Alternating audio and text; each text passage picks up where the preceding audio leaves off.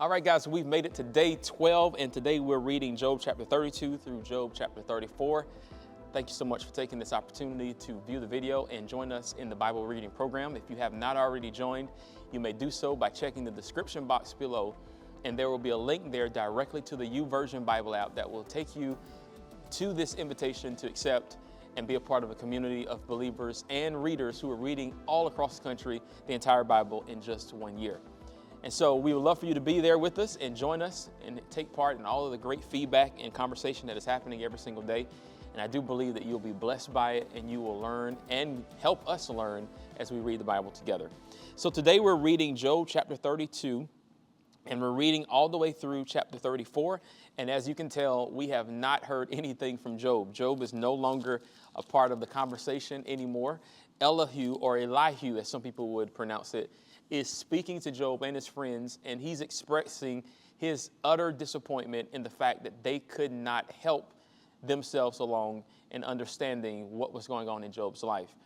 And I don't know that Elihu or Elihu actually helps anyone himself. But one thing that he does very well is he criticizes them, if you will, for calling God into question. And particularly Job, because he feels Job was a bit presumptuous. He should not have been as harsh as he was, and he should have been a little bit more respectful of what God is doing and who God is.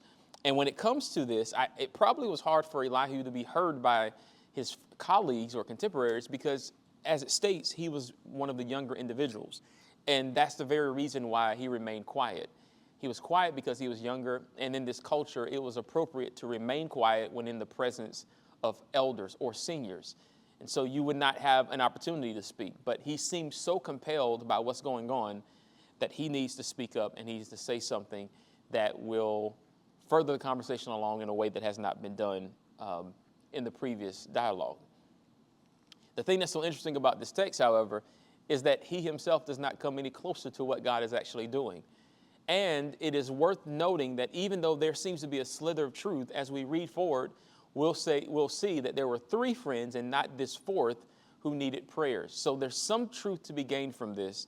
And there's something that we can take away as believers in the 21st century. For me, what I take away from today's text is Elihu's emphasis on remaining respectful and remaining in a position that respects God's movements in our lives.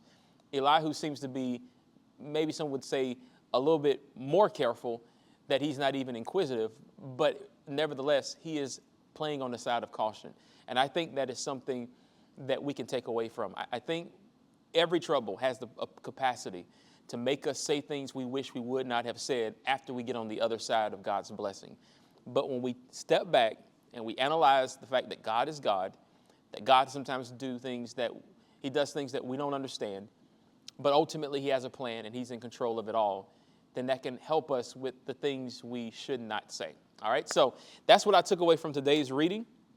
I would love to hear what you learned in today's reading, what things you took away, what did you write about, what stuck out to you, and how can we all grow together in this journey. If you're not a part of the community, please, again, take a moment to check the description box below, click on the link, and you'll only have to click accept invitation, and you will be a part of the reading community through the YouVersion Bible app.